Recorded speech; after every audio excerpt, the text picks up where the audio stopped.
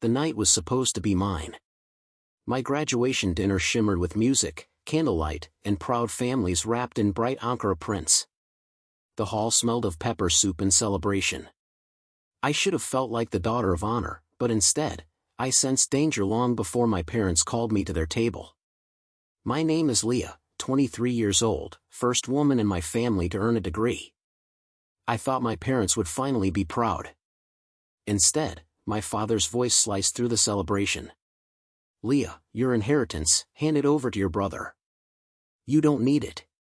He does. The entire hall froze. My fork dropped. My breath left my body. What, inheritance? I whispered. My mother leaned forward, fake smiling to hide her cruelty. Your uncle left you land. A big one.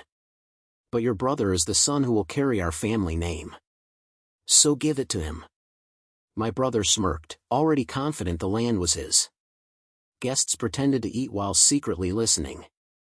My hands trembled, not because of fear, but because I finally understood, this dinner wasn't a celebration. It was an ambush. And the girl they assumed would obey was about to become someone they never expected. I wasn't surprised by their demand. Hurt, yes. Shocked, no. Because my entire life, my brother Daniel was the golden child, the heir, the future leader, the one who deserved everything. When he failed classes, my parents paid tutors. When I topped exams, they said, good. That's your job. When Daniel crashed my father's car, they blamed bad luck. When I broke a plate at 13, my mother said I had carelessness in my blood. They invested in him. They used me. But what they didn't know was that my late uncle, the only person who believed in me, had left the land specifically to me, telling my mother before he died. This girl will build something great one day. But she never told me. They hid the will for 4 years. Until now, when they needed something. As I stared at them across the table, memories rushed back, carrying heavy water buckets while Daniel slept, giving up school trips so he could afford football gear, being told I was too ambitious for a girl. This inheritance wasn't a gift. It was a lifeline. A future. A doorway out of the smallness they tried to trap me in. And they expected me to surrender it. Because I'm a daughter? They underestimated me. The hall buzzed with whispers. Some elders nodded approvingly at my parents, because in many villages, sons outrank daughters by default. My father clicked his tongue. Leah, don't embarrass us. This is a simple request. It is your duty to support your brother. I felt heat rise in my chest. I had supported him my whole life. My brother leaned back arrogantly. Just sign it. I need the land more than you. He said it like he was doing me a favor. My mother touched my arm, her nails digging in. Think of the family. Think of our name. But what about my name? My dreams? My sacrifices? My uncle's voice echoed in my mind. You are the one who will change things. I took a slow breath. The guests kept watching, pretending not to. My father's anger simmered, he expected me to fold like always. But for the first time in my life, I wasn't afraid of them. I was tired. Tired of shrinking, giving, sacrificing, being invisible. I looked at the signed transfer documents Daniel had pre-filled, as if my decision didn't matter. Then I pushed the papers gently back across the table. The room went silent. My father's jaw tightened. My mother's face drained of color. And I said the words that would change everything. No. Just one word.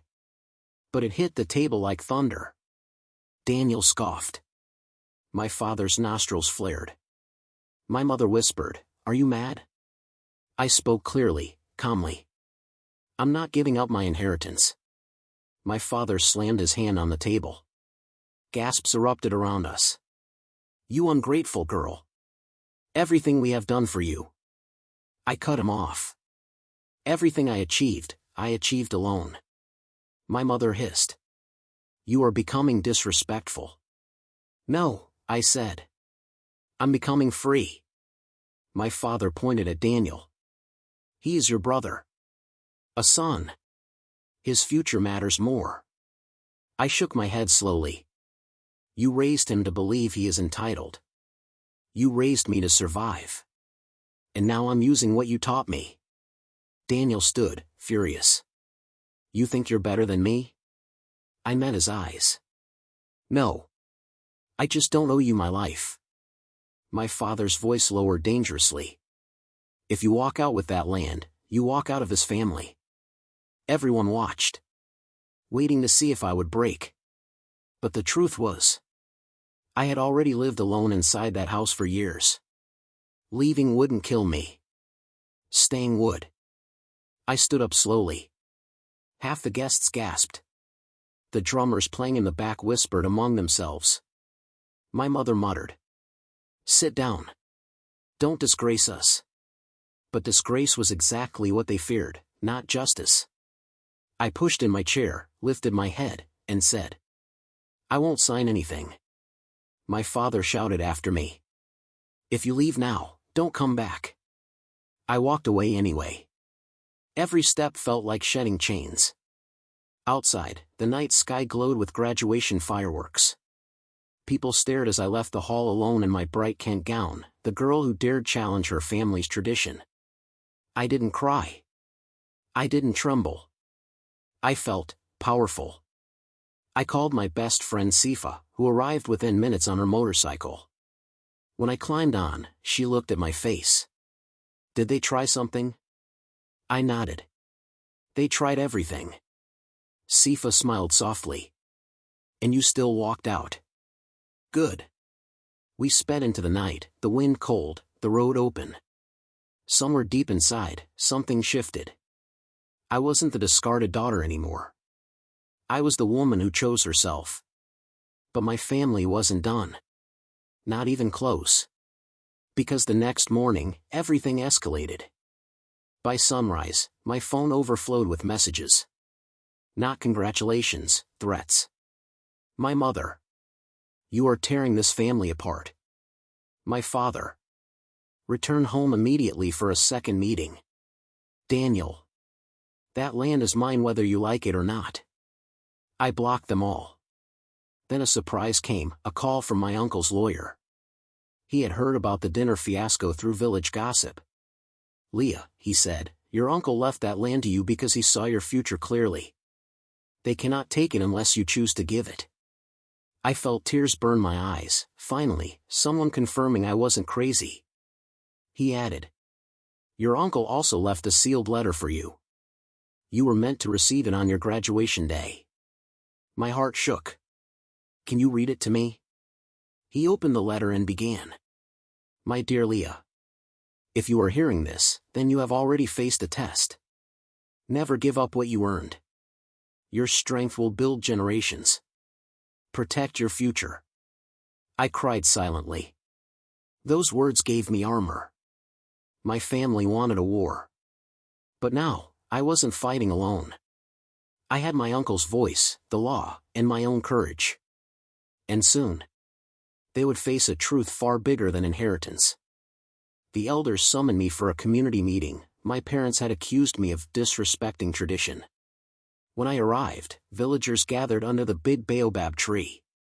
My father stood tall, confident he'd win. My mother had rehearsed tears. Daniel folded his arms like a prince awaiting his crown. The elder began. We are here to discuss this land matter. My father quickly spoke. Leah must give her inheritance to her brother. A daughter's place is temporary. Murmurs spread. Some agreed. Some didn't. Then it was my turn. I stepped forward calmly. Elders, with respect, I said, this land was left to me. Not as charity, but reward. And I will use it, to build something that honors my uncle's belief in me. My father snapped. You dare defy me publicly? I didn't flinch. You humiliated me at my graduation dinner. Today, I speak my truth. I revealed the lawyer's letter. Gasps rippled as the elder read my uncle's words aloud. My mother's fake tears dried instantly. Daniel's smirk vanished. My father's reputation cracked like clay in the sun. The elders looked at him sternly.